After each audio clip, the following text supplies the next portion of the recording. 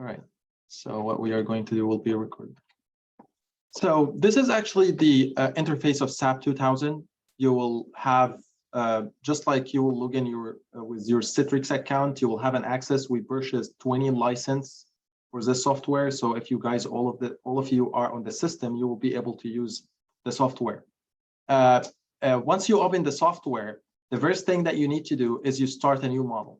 All these panels will be deactivated unless you hit new model. Once you hit new model, so the screen will start to open, and the first thing that you will be asked for this new model is to initiate the grids that enables you to build a model. Like, what is the dimension of your model? What is units that you are going to use? So you need to initialize the model default settings. What is the units? I'm going to use ton meter. I'm going to use kilonewton meter, whatever units that you are going to use based on your problem. So go with it.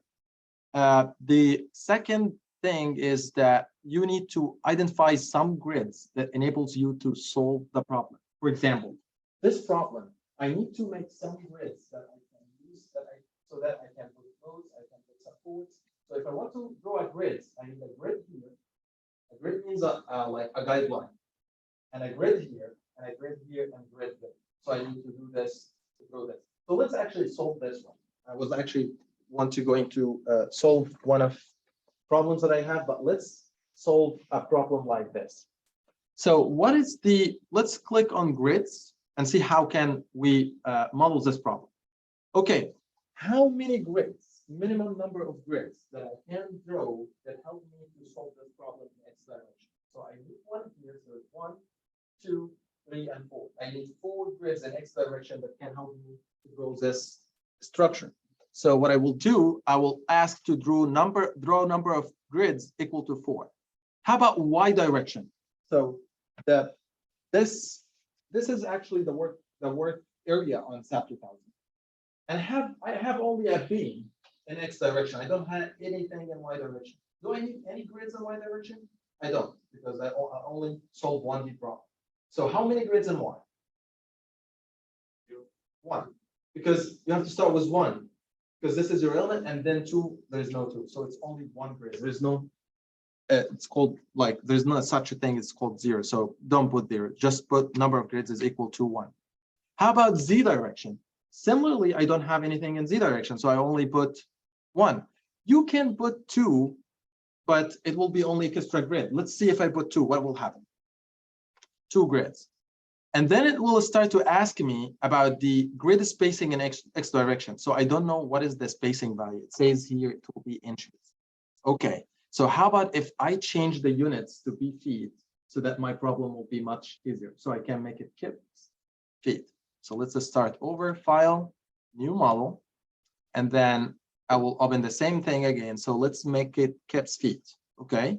And then get to grids, and I put, how many grids did we say? We said 4, 1, and let's make this 2. And the X direction, I will make the spacing 12, and I can change them later in X direction. It doesn't matter how spacing you have in Y direction because you only have 1 grid, but it does matter this one because you have 2. So let's put, for example, 3. And let's just say, okay, the screen will be split into 2 screens. One of them will be XY, one of them will be 3D. Some people love to have XY to play with and do all the modeling and see the 3D model while they are and they don't touch it. So that's actually what I do. Some people only love to work on one thing, either X or Y, but I never saw anybody work in 3D. They always work in 2D and they visualize after they are done the 3D model. Okay, so here's the model that I have. It's in XY direction, and this is the grids. Here's the 3D, and actually it's the Z direction. It has some space based on what I put in. And if you want to change the view from XY to any other views, like if you want to go XZ, just to click on one of these. You can switch it from 3D to XY to XZ to YZ. You can switch whatever you want. So this is, but here I work in EZ direction. So I have, this is X, and the other one is Z. I don't have it. So I will work on XZ. So I think we need to switch so you guys can see.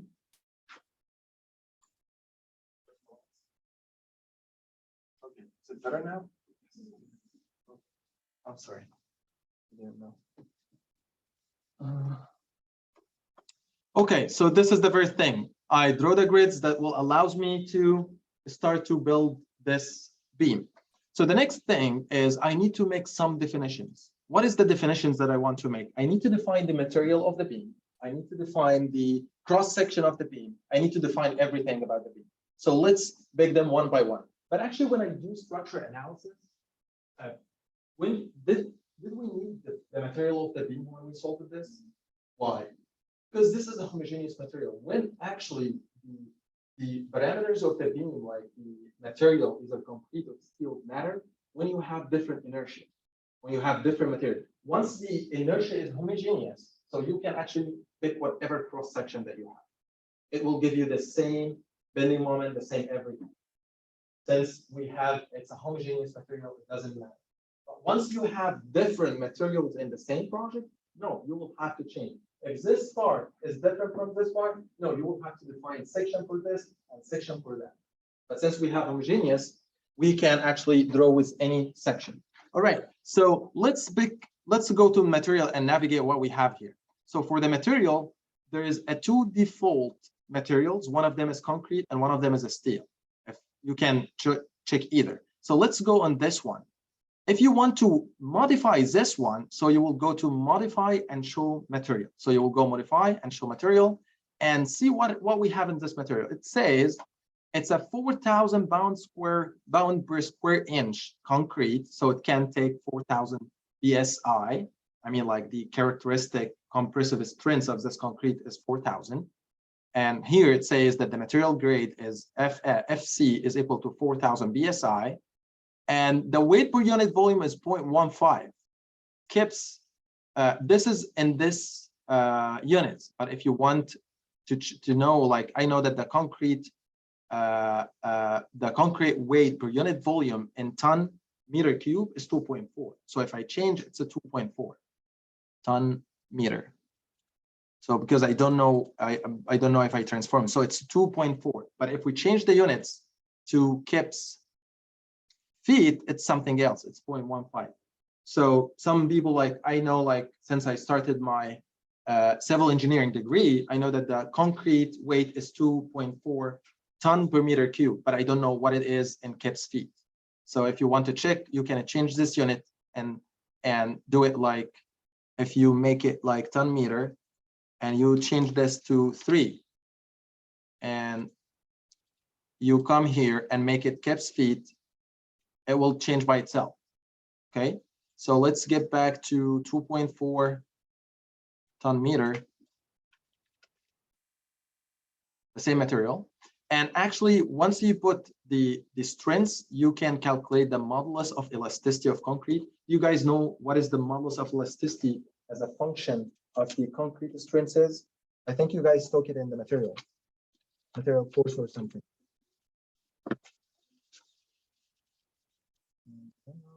Yeah. What is it? Yeah. So the modulus of elasticity of concrete is 57,000 root FC. And this is pound per square inch.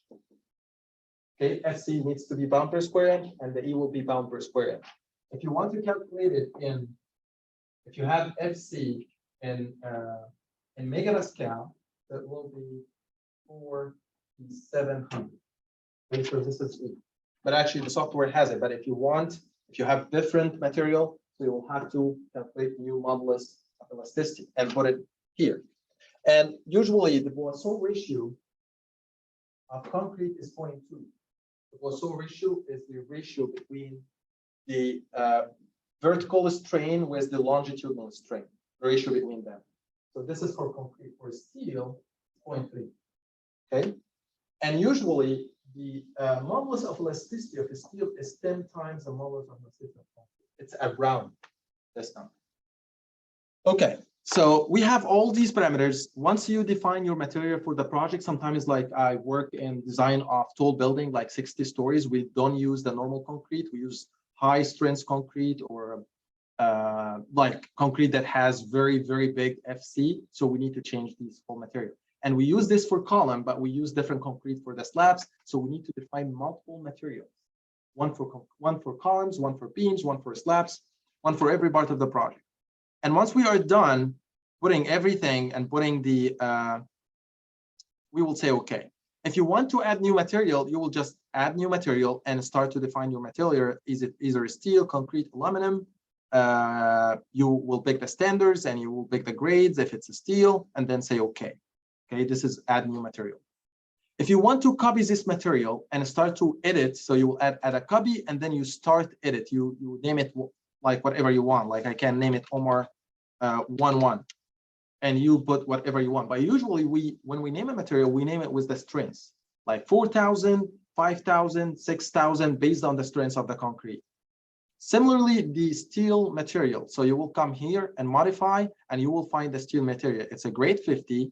Here's the weight per unit volume for the steel, the modulus of elasticity, the Poisson ratio, the coefficient of thermal expansion, and everything, the yield, everything about the material, you put it here. Okay, so this is the definition of the material. So I will stick with the materials that we have here, and I will say, okay. So this is the very thing that we need to define. Number one, the material. Number two is we need to go next to the section properties. So if we talked about frame sections. So if your structure has different beam cross sections, like a beam cross section, 30 centimeters by 70 centimeters, beam that has depth 100 centimeters, 120 centimeters, you need to define all these cross sections. Go them one by one. If you have different I-beams, different U sections, different angles, you will put all the sections in the frame sections. And if you have, let's go to define sections. I'll go to frame sections. Let me define add new property. So import new property, that means that there is a company that has a certain properties and you have a file and you are going to import this file from your personal computer. But what I'm going to do, I'm going to use the library that is here. I will add new property and I will pick, for example, steel, and I will pick I-beam, and then you put all the information about this I-beam, the height, the flange width, the flange thickness, web thickness, bottom flange width, you put everything here. And you pick a material for this I-beam. If you have different I-beams with different materials in your project, you will have to pick from the materials. But just be careful, don't pick the concrete, pick the steel. That's why you need to name it. You name them based on, this is a steel, 125. This is concrete, 123, okay? So this is for the like steel. If you want to make a concrete section, so what I go to concrete and I make rectangle section. I will name it rectangle 25 by 70, and then I will make. Okay, so this is in feet. So let's make it 1 foot by 3 foot. So I will make here 3 foot depth and 1 foot width. And here's our beam.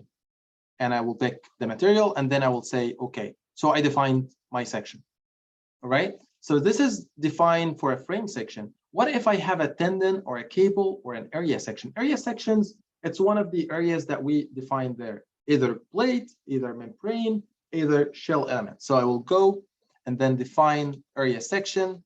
And actually here you can pick shell, plane, and there is no, actually in previous versions, there were a membrane and there is no solid in SAP in previous versions. But here we have plane and we have shell. So let's pick shell and add new section.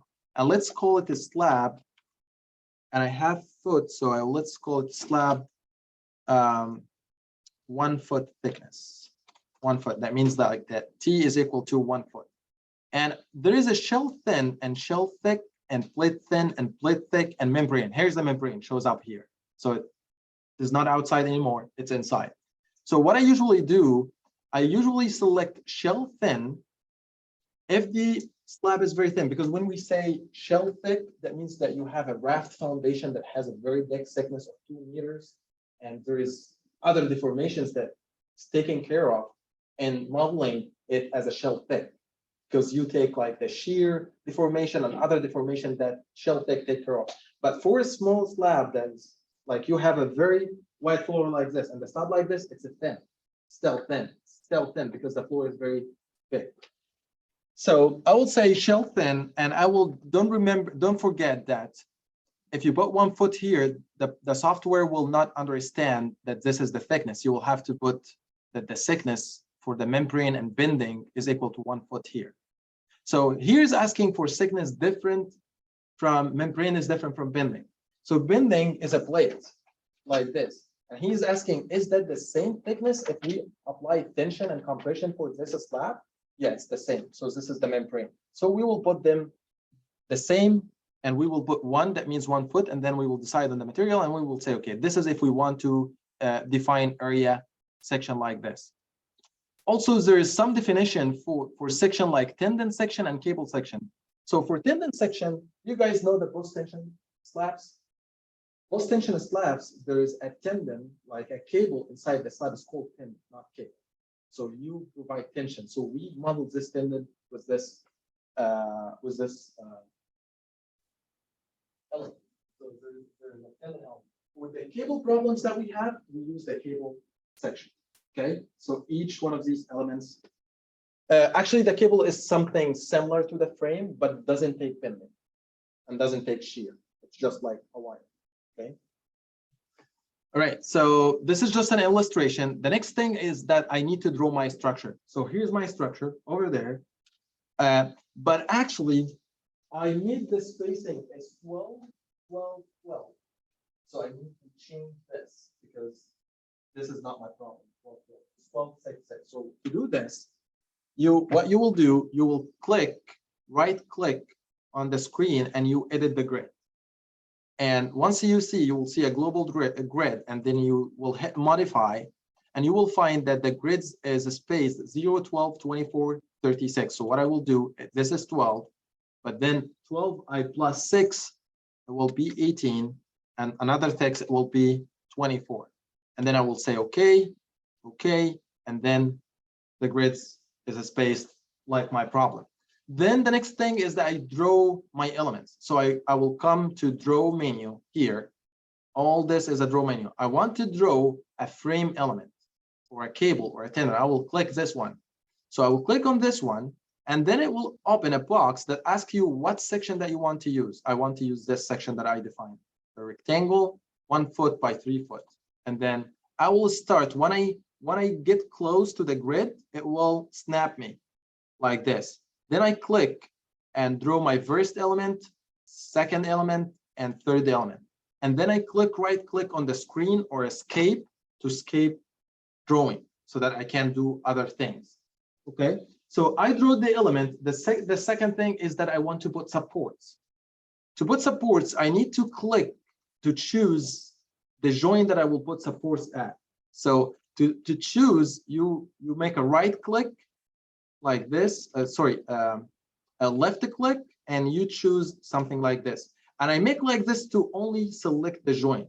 If you want to select the whole thing, you will make a selection from top to bottom. So it will select the member.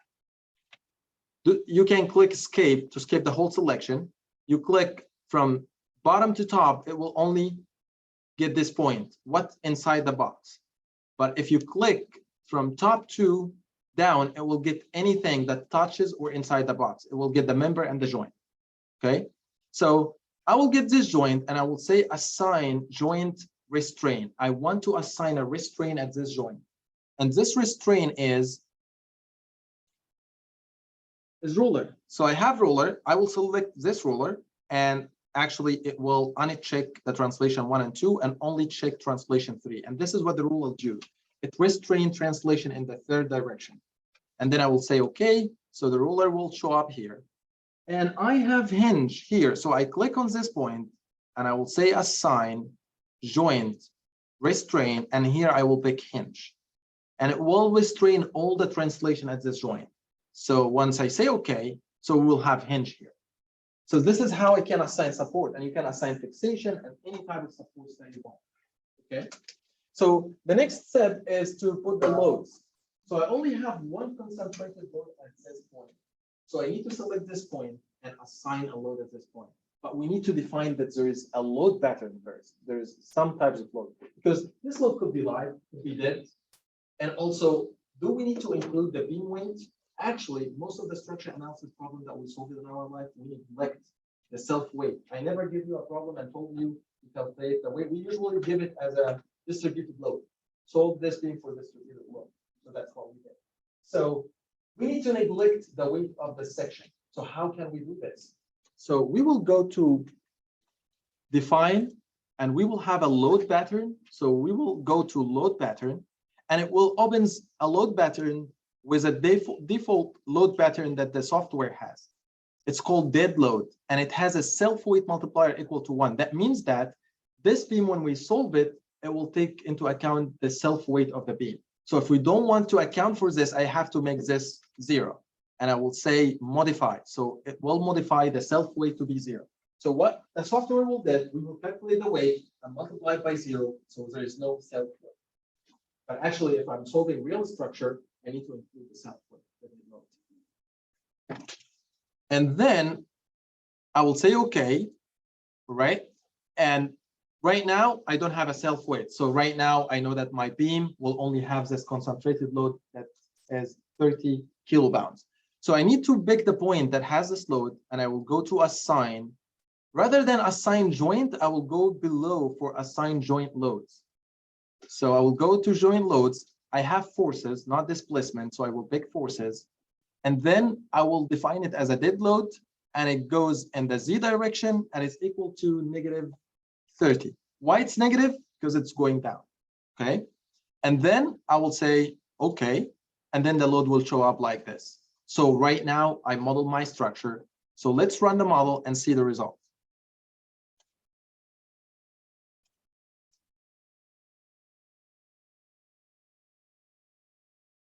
Okay. Let's run. Okay. When you run your model, there is a one default case, like load case, that needs to be run by the software. It's called model. This is for when we do dynamic analysis, but we don't want to do it, and it takes lots of time. So what I will do, I will ask the software not to run this load case, and I want to only run the dead load coming from this 30 kips. And I will say run now. And I have to save this. Let's say S2 or beam1. Let's say save. And then it's supposed to run. And yeah, here I run my structure and it's done. And I can start the animation. So this is how the structure look like with the load that I have on this member. So this is actually distorted, deformed shape. If we want to see if the, let's stop animation and calculate the deflection here. So you can actually know what is actually the real deflection.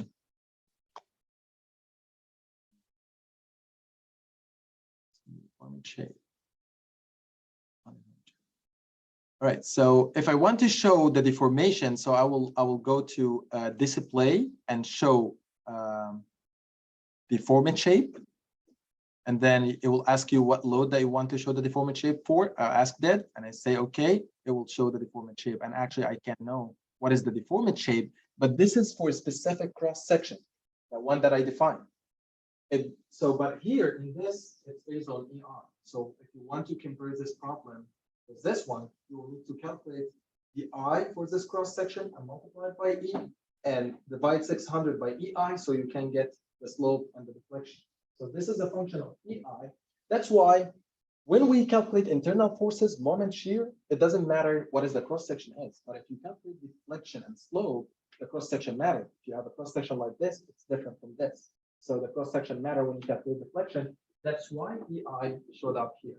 So the last thing that I want to show is the moment. So if I want to show the moment, I will go to display, show forces and stresses on frames and cables, and then you will show moment 3.3. Why moment 3.3?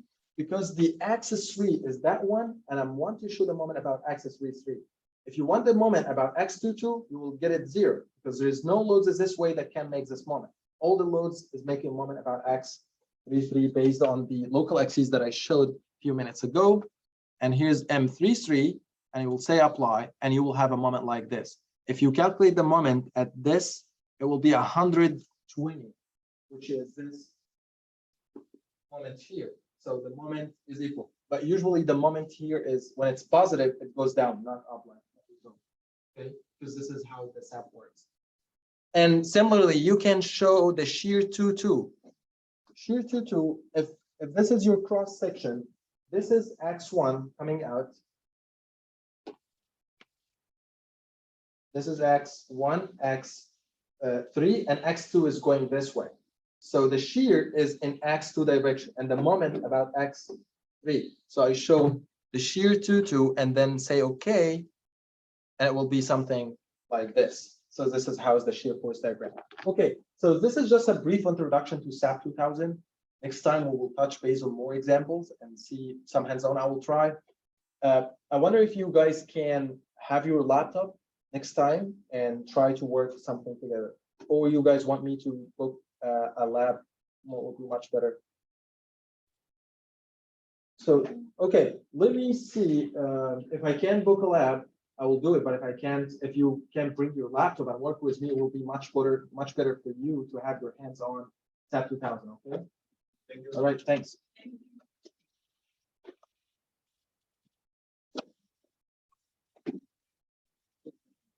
The next homework include using SAP.